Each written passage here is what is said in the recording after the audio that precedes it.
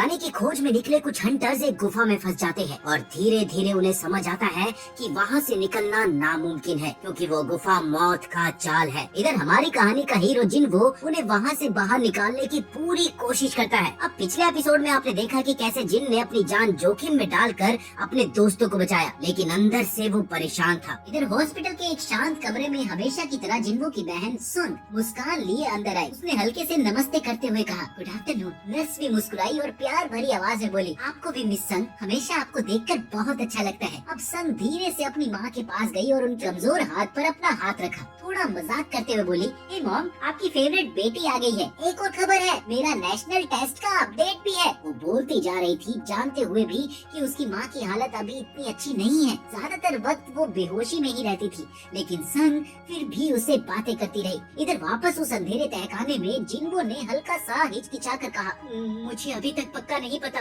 लेकिन तुम्हें भी वेदी के करीब आना होगा। शायद हम सब के लिए एक एक फ्लेम जलाना जरूरी है। जो भी होगा वो उसके बाद ही होगा। जैसे ही सब वेदी के करीब आए, 2 गोले चमक उठे। लाल, पीले और नीले रंग की आग के साथ भड़क उठी और उसी पल विशाल दरवाजा धीरे धीरे खुलने लगा। दरवाजा खुल गया। चिलसुम ने थकान भरी आवाज में कहा, एक लड़की की आवाज गुनगुनाई, तो हम निकल सकते हैं।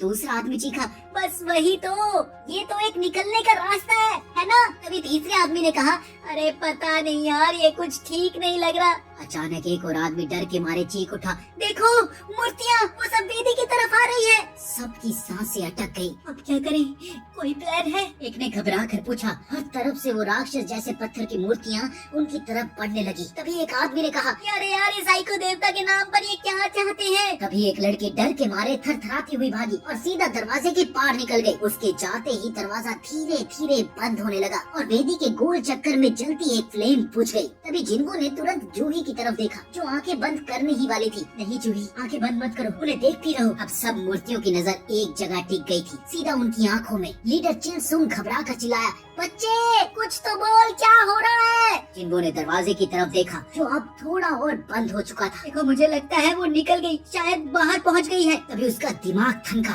ये नीली फ्लेम्स वक्त का हिसाब दिखाती है, एक एक करके धीरे धीरे बुझ रही है। और ये लाल फ्लेम्स वो तब बुझ जाती है जब कोई सर्कल से बाहर निकलता है। पहले हमें पूजना था, फिर हमने स्तुति की, और अब तीसरा अपना विश्वास साबित करना है। ये खुले हुए दरवाजा बस एक चाल है, डर के समुद्र में छूटी उम्मीद का जाल। शायद असली इम्तिहान यही है कि हम भागने की कोशिश ना करें। शायद विश्वास का मतलब ही यही है कि अपने डर पर काबू पाकर दरवाजे की तरफ तोड़ने की लालच को रोकना। उसकी सोच के साथ ही उसके सीने में गर्मी सी दौड़ गई। हाँ, यही है असली परीक्षा। अभी अचानक एक खामोशी टूट गई, जब एक आदमी के दिल में डर का तूफान उभर आया। उसकी आवाज कांप रही थी, दोस्तों मैं नहीं कर सकता, मैं नहीं कर सकता। उसने घबरा कर चिल्लाया और सीधा खुले दरवाजे की तरफ दौड़ गया। कसम खाता हूँ, मैंने कोशिश की थी। हे भगवान! जिन्वो का चेहरा सफेद पड़ गया। नहीं, हिम्मत भी मत करना हिलने की। उसके मन में एक और सोच बिजली की तरह आई, काश थोड़ा और समझ होती, थोड़ा और वक्त होता, तब तक सबको संभाल पाता। उसने गहरी सांस ली और बुलंद आवाज में बोला,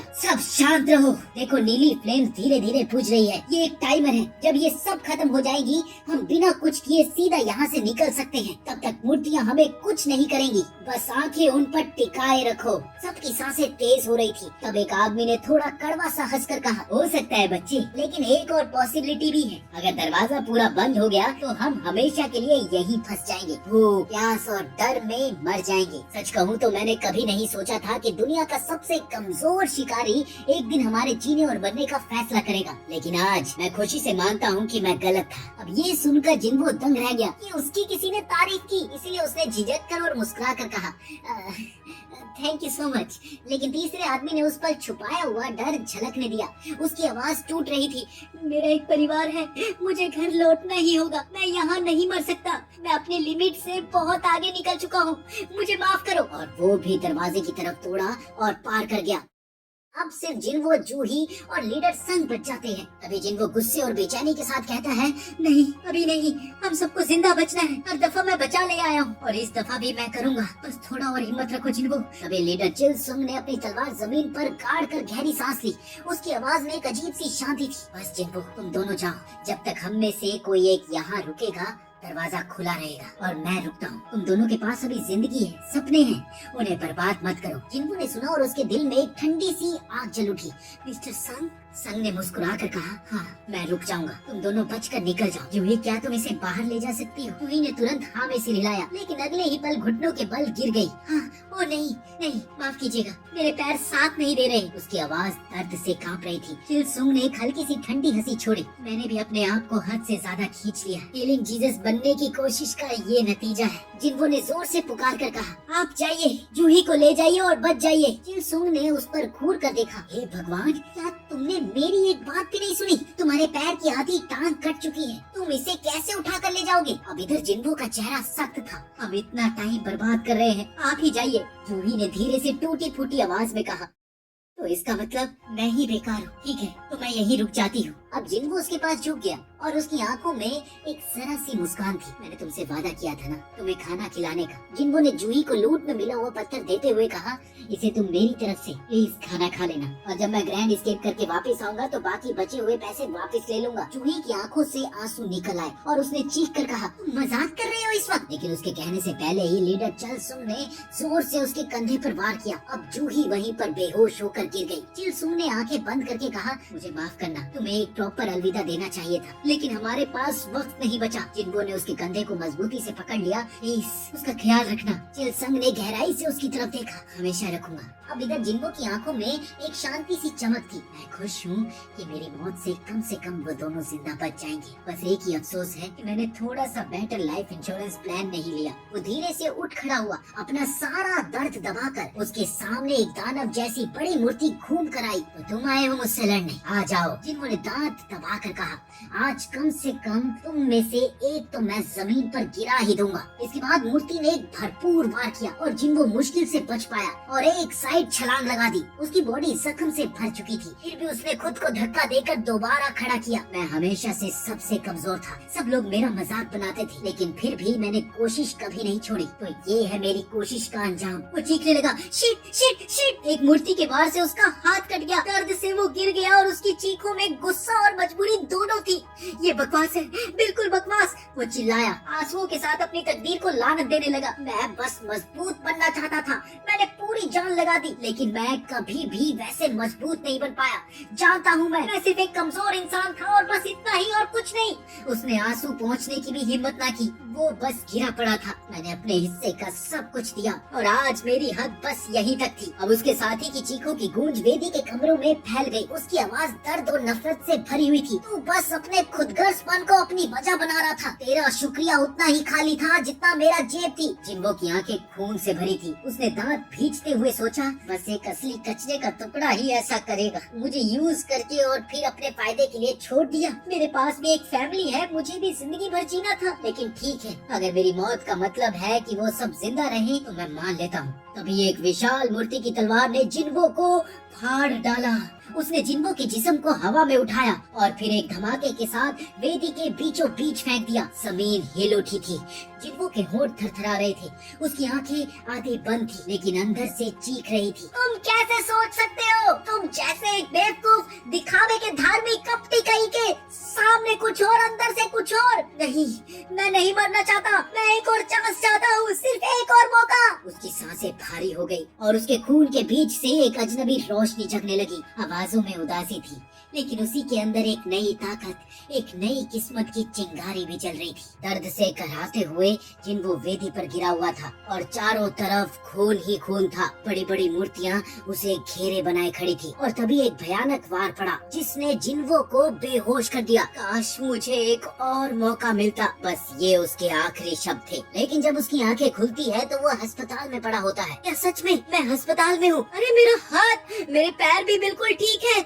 मेरे सीने का घाव भी बिल्कुल गायब। तो क्या ये सब कोई डरावना सपना था? अभी एक अजीब आदमी अपने सहायक के साथ अंदर आता है। वो बोलता है, बहुत अच्छे, तुम पहले से ही होश में हो। जिन्हो हैरान होकर कहता है, तुम कौन हो? वो अजनबी अपना परिचय देता है, मैं हूँ जिनचो रूल, शिकारी शान की निगरानी दल का टीम मैनेजर। अच्छा, जिन्हो घबरा कर कहता है, लेकिन तुम्हें मुझसे क्या काम है? अभी दूसरा व्यक्ति अकीरा इनुके जो वहीं वहीं पर था। वो बीच में बोल पड़ता है, अरे रुको, उससे पहले हम तुम्हारे डॉक्टर को बुलाएंगे। और उस पल के साथ ही जिन्वो के मन में एक अजीब सी गुनगुनाहट उठती है, जैसे उसके अंदर से एक गीत निकल रहा हो। एक छोटा लड़का जो हार गया था और मैं एक के बाद एक शिकार कर रहा हूँ। मुझे हिसाब चुकाना है, मुझसे दूर रहो। अब इतना सब सुनने के बाद जिन्वो होश में आता है और गुस्से और हैरानी के साथ कहता है, तो तुम कह रहे हो मैं पूरे 3 दिन तक बेहोश था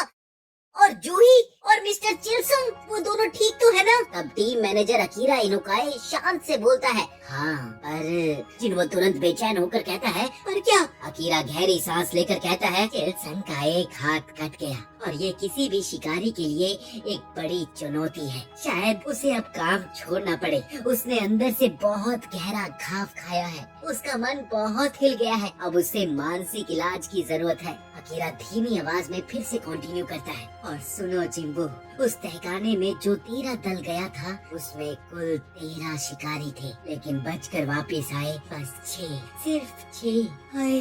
अकीरा ने गहरी सांस ली और धीरे से बोला, जिम्बो, हमें सब पता है कि शिकारी का काम कितना खतरनाक होता है, लेकिन इतनी दुखदाई मौत ये बहुत ही कम देखी गई बात है। और फिर इसमें सबसे अजीब बात तो ये थी कि जब दूसरी टीम जिंदा बचे हुए लोगों को बचाने के लिए वहाँ पर पहुँची तो उसने देखा कि बस तुम वहाँ पर जमीन पर गिरे हुए थे और जिस मंदिर के बारे में बताया गया था वो तो वहाँ था ही नहीं, और जिन मूर्तियों ने तुम्हें घेरा था उनका भी कोई निशान नहीं, सिर्फ तुम बेहोश पड़े थे वहाँ पर। ये सब सुनने के बाद जिन्वो ने बस धीरे से कहा, दूर रहो। अकीरा ने घबरा कर कहा, यकीन मानना मुश्किल है, पर जो बयान मिले थे उनमें कोई भी उलझन नहीं थी। हमने सब मरने वालों के अवशेष भी वहीं से बरामद किए, बस इसी वजह से हमारे शक की सुई तुम्हारे दल पर कम हो गई। अब फिर एक पल के बाद उसने झिझक कर कहा, और एक बात और है, ये सिर्फ अनुमान है, लेकिन जिन्वो, क्या तुमने किसी दूसरी जागृति का अनुभव किया है? जिन्वो आंखें फाड़ कर बोलता है, पर ये कैसे मुमकिन है? एक शिकारी को जो शक्ति मिलती है वो उसी पर टिक जाती है, वो बदलती नहीं है। लेकिन हाँ,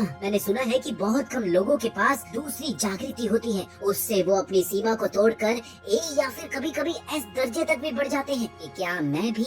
ये है माना पत्थर, अपना हाथ इस पर रखो। जिन्वो घबरा कर कहता है, अगर सच में वहाँ तुरंत मार देने वाले राक्षस थे तो एक सामान्य शिकारी का बचे रहना असंभव था, और उन राक्षसों का उस तहखाने के साथ गायब हो जाना ये भी दिखाता है कि शायद वहाँ ए या एस दर्जे का शिकारी था, इसीलिए दूसरी जागृति सबसे संभावित कारण है। अकीरा ने हाथ जोड़कर सोचा और फिर धीरे से कहा, चलो देखते हैं अब तुम्हारा दर्जा क्या निकलता है। जिन्वो ने गहरी सांस लेकर कहा, तो बताइए मैनेजर जी, अब ये माना पत्थर मुझे कौन सा दर्जा दिखाता है? अकीरा ने पत्थर की चमक देखी, फिर हल्की मुस्कान के साथ बोला, माफी चाहता हूँ, लगता है हम तुम्हारे बारे में गलत सोच रहे थे। तभी जिन्वो हैरान होकर बोल पड़ा, क्या मतलब? तभी अकीरा के सहायक ने कहा, मैनेजर जी, इसके घुटने का स्टार तो आमतौर पर 70 से भी ऊपर निकलता है, लेकिन ये बस एक आम नागरिक जैसा ही है। अकीरा ने भी सर हिलाकर कहा, और वो तहखाना जो गायब हो गया, अरे उसे दोबारा खोला भी नहीं जा सकता, तो ये लड़का अकेले कैसे बच गया? जिन्वो ने हाथ से माथे को छूकर कहा, अरे यार, कितनी बड़ी उम्मीद लगा ली थी मैंने, और ये सब बेकार निकला। अरे एक बात समझ नहीं आई, उन्होंने स्क्रीन के बारे में मुझसे क्यों नहीं पूछा? शायद उन्हें ये दिख ही नहीं रहा था। तो मतलब ये टच स्क्रीन भी नहीं है। ये पहली बार तो उस तहखाने में ही सामने आई थी। और उसी वक्त जिन्वो की सोच चाइना की तरफ मुड़ गई। वहाँ उसकी बहन गुस्से और चिंता से उससे कहती है, तुम्हें अपना ज्यादा ध्यान रखना चाहिए, तुम्हें पता भी है मैं तुम्हारी वजह से कितनी परेशान रही हूँ। जिन्वो ने शर्मिंदगी से कहा, माफ करना, दूसरे शिकारी तो हमेशा तंदुरुस्त निकल जाते हैं, लेकिन मैं ही हमेशा घायल होता रहता हूँ। बहन ने चीख कर कहा, और इसी वजह से मेरा मन घबराहट से भर गया है। सुनो जिन्वो, अगर अगली बार भी तुम पर ऐसा कुछ हुआ ना तो मैं अपनी पढ़ाई छोड़ दूंगी, मैं नौकरी करना शुरू कर दूंगी, समझे? ताकि तुम अपना ये खतरनाक काम छोड़ सको। जिन्वो ने मुस्कान के साथ हाँ में सर हिला दिया। तुम्हारा संदेश मुझे पूरी तरह मिल गया, लेकिन एक बात तो बताओ, क्या तुम्हें ये अजीब सी स्क्रीन दिख रही है? कौन सा स्क्रीन? बहन ने उलझन से पूछा। अरे छोड़ो, चलो तुम्हें याद है ना, खेलों में कभी कभी एक सूचना पत्र सामने आ जाता है। अब बहन ने मोहित चढ़ाकर कहा, ये कैसी बकवास बात है? अरे सच में, तुम ही बताओ, ऐसे संदेश कैसे खोलते हैं? बहन ने उंगली हिलाकर कहा, बस करो, मैं अभी डॉक्टर को बुलाती हूँ, तुम्हें ना दिमागी जांच की जरूरत है। तभी जिन्वो ने हंसते हुए कहा, ऐसा मत बोलो, तुम खुद तो पहली खिलाड़ी थी ना। बहन ने हंसकर कहा, हाँ हाँ थी तो, और मुझे याद है, अगर कोई सूचना खुली ना हो तो वो इनबॉक्स में चली जाती है। समझ गया। जिन्हो ने आंखें चमका कर कहा, तो मतलब मुझे अपना इनबॉक्स खोलना होगा। तुमने गेम्स की बात अचानक क्यों छेड़ी? जिन्हो ने हल्की हंसी के साथ कहा, अरे वो अस्पताल में और करना भी क्या है। हाँ, मुझे याद है कि पहले भी ये खेलरी वाली बात कही गई थी। बहन ने गहरी सांस ली और कहा, तो तुम ठीक लग रहे हो, मैं चली, बाद में मिलती हूँ, और मेरी बातों का ध्यान रखना, वरना। वो अस्पताल के बाहर अपनी सहेलियाँ सोंग यी से मिलती है और धीरे से बोलती है, चलो तैयार हो ना सोंग यी। इस तरफ जिन्हो के सामने अचानक से चमकती हुई स्क्रीन खुल गई और उस पर अजीब शब्द लिखे थे, ये व्यवस्था तुम्हारे विकास में मदद करने के लिए बनी है। अगर तुम इसके नियम ना मानो तो तुम्हें दंड मिलेगा। तुम्हारा इनाम अब भेजा जा चुका है। जिन्हो की आंखें फटी रह गई। अभी अगला संदेश सामने आया, रोज का अभ्यास प्रशिक्षण प्रस्तुत हो चुका है। उठक बैठक, झुके उठना, दौड़, ये सब कुछ। अगर तुमने ये रोज का अभ्यास पूरा ना किया तो तुम्हें दंड मिलेगा। तभी जिन्हो चीख पड़ा, अरे बाप रे, ये सब क्या मजाक है? अस्पताल के मरीज के पास इतनी कहां से ऊर्जा आएगी? ये हो क्या रहा है मेरे साथ? अब इसी दौरान दूसरी तरफ टीम मैनेजर अकीरा फोन पर बात कर रहा था। नमस्कार चेयरमैन गु, हमने शिकारी जिन्हो संघ से अस्पताल में मुलाकात की और हमें मानना पड़ेगा कि हम गलत थे। चेयरमैन गु ने गहरी सांस में कहा, समझ गया, अच्छा हुआ कि ये घटना तहखाने के टूटने में नहीं बदली, लेकिन फिर भी इसने बहुत सारे प्रश्न बिना उत्तर के छोड़ दिए हैं। अकीरा ने हाँ में सर हिलाया। बिल्कुल सही कहा सर, ये एक ऐसी घटना है जो पहले कभी नहीं हुई। चेयरमैन गु ने धीरे से कहा, जब तहखाने की बात आती है तो रहस्यों की कमी कभी नहीं होती। इस घटना को एक विशेष मामले के रूप में दर्ज करो और डेटा बैंक में डाल दो, आगे जाकर इसकी जांच होगी। जिसके जवाब में अकीरा ने कहा, जी अभी करता हूँ। थोड़ा सोचने के बाद अकीरा ने कहा, लगता है दिन बहुत लंबा होने वाला है। अब इधर कुछ दूर एक और कार्यालय में गिल्ड चीफ एक लड़की से बात कर रहा था। तो अगले बी दर्जे की रेड के लिए तुम्हारा क्या विचार है? क्या तुम हमारे लिए एक शिक्षक की भूमिका निभाओगे? Miss Chiang. ये सुनकर मिस चियांग चौंक गई। शिक्षक पर क्यों? देखो, ये रेड हमारे नए स्टूडेंट्स के लिए कसौटी होगी, इसलिए मैं चाहता हूँ कि तुम भी वहाँ पर रहो। अगर तुम तैयार हो तो। मिस चियांग ने झिझक कर कहा, मुझे नहीं पता कि मैं कितनी अच्छी गुरु बन पाऊंगी। चीफ ने मुस्कान के साथ जवाब दिया, तुम बस वैसे ही लड़ना जैसे तुम हमेशा लड़ती हो। तुम्हें अलग से कुछ दिखावा नहीं करना। तुम्हारे काम को देखकर ही नए लोग सीख जाएंगे। तुम्हारी प्रतिभा खुद एक सबूत है। हमारी सांग देश की 5 सबसे बड़ी सांगों में से एक है, लेकिन विदेश के मैदान में हम अभी पीछे हैं। मतलब सुधार की जगह अभी भी है। और हाँ, ये उल्टा लगता है, पर एक साथ मिलकर लड़ने से हमारी ताकत बढ़ सकती है, चाहे व्यक्तिगत तौर पर ना हो। इसीलिए तैयार रहना बेहतर होगा। समझ लो कि आगे क्या आने वाला है, ये कोई नहीं जानता।